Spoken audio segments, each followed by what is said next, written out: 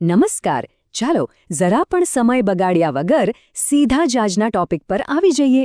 આજે આપણે વાત કરીશું પ્રેઝન્ટ કન્ટિન્યુઅસ ટેન્સની, એટલે કે ચાલુ વર્તમાનકાળ. પણ આમાં એક મજેદાર ટ્વિસ્ટ છે જે જાણવો બહુ જ જરૂરી છે. જો પ્રેઝન્ટ કન્ટિન્યુઅસ ટેન્સ મોટાભાગના લોકોને આવડતો જ હોય છે, એમાં કંઈ નવું નથી. પણ અસલી પડકાર ક્યાં આવે છે ખબર છે? જ્યારે એને પેસિવ વોઇસમાં બદલવાનો હોય.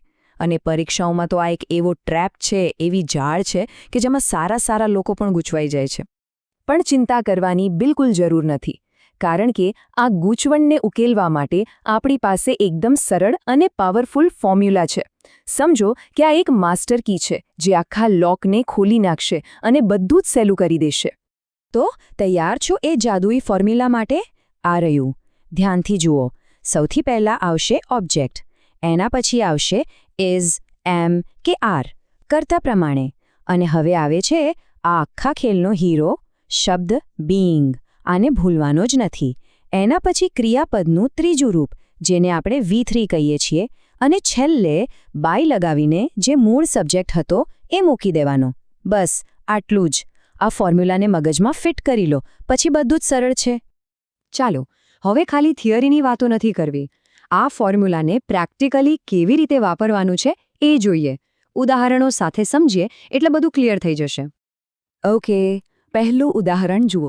એક્ટિવ વાક્ય છે આઈ એમ રાઇટિંગ અ લેટર, એટલે કે હું પત્ર લખી રહ્યો છું. હવે આપણો ફોર્મ્યુલા યાદ કરો. ઓબ્જેક્ટ શું છે? A letter. તો એને લાવી દો આગળ. અ લેટર સાથે શું આવશે? ઇઝ. પછી આપણો સ્ટાર શબ્દ બીઇંગ. રાઇટનું V3 શું થાય? રિટન. અને આઈનું શું થઈ જશે? By me. તો આખું વાક્ય શું બન્યું? A letter is being written by me. Simple. એટલે કે એક પત્ર મારા દ્વારા લખાઈ રહ્યો છે. ચાલો ફટાફટ બીજું ઉદાહરણ જોઈએ. She is cooking food. અહીં ઓબ્જેક્ટ છે ફૂડ, તો એને આગળ લાવી દો. વાક્ય શું બનશે? વિચારો. Food is being cooked by her. એકદમ સાચું. છે ને સહેલું? હવે ત્રીજું ઉદાહરણ. They are playing cricket. અહીં ઓબ્જેક્ટ છે ક્રિકેટ. એને આગળ લઈ આવીએ તો ક્રિકેટ ઇઝ બીઇંગ પ્લેડ. પણ કોના દ્વારા? અહીં દે છે, તો એનું થશે બાય ધેમ. આ પ્રોનાઉનના ફેરફાર પર ખાસ ધ્યાન આપજો. એટલે આખું વાક્ય થયું cricket is being played by them. ચલો હજી એક ઉદાહરણથી પાક્કું કરી લઈએ. He is reading a book. ફરીથી એ જ પ્રોસેસ. ઓબ્જેક્ટ અ બુકને આગળ લાવો અને આપણું પેસિવ વાક્ય તૈયાર. A book is being read by him. હવે તો પેટર્ન બરાબર સમજાઈ ગઈ હશે નહીં? અને આ રહ્યું છેલ્લું ઉદાહરણ, જેથી કોન્ફિડન્સ એકદમ બૂસ્ટ થઈ જાય. We are watching a movie. એને પેસિવમાં ફેરવીએ તો a movie is being watched by us. બસ હવે તો આ રીત મગજમાં એકદમ છપાઈ ગઈ હશે. સારું, ફોર્મ્યુલા તો આવડી ગયો. પણ આટલું જ પૂરતું નથી. હવે વાત કરીએ એ સામાન્ય ભૂલોની જે લોકો પરીક્ષાના ટેન્શનમાં કરી બેસે છે. આ ભૂલોને ઓળખી લઈશું તો એ જાળમાં ફસાવાથી બચી શકાશે. જુઓ, 3 સૌથી મોટી ભૂલ થાય છે. પહેલી અને સૌથી કોમન, લોકો બીઇંગ લગાવવાનું જ ભૂલી જાય છે. યાદ રાખજો, ઇઝ રિટન નહીં, ઇઝ બીઇંગ રિટન જ સાચું છે. બીજી ભૂલ, સબ્જેક્ટ અને ઓબ્જેક્ટને આડાવડા કરી નાખે છે. નિયમ સિમ્પલ છે, ઓબ્જેક્ટને જ વાક્યનો નવો સબ્જેક્ટ બનાવવાનો છે. અને ત્રીજી ભૂલ, જે મૂળ સબ્જેક્ટ છે એની આગળ બાય લગાવવાનું ભૂલી જવાય છે.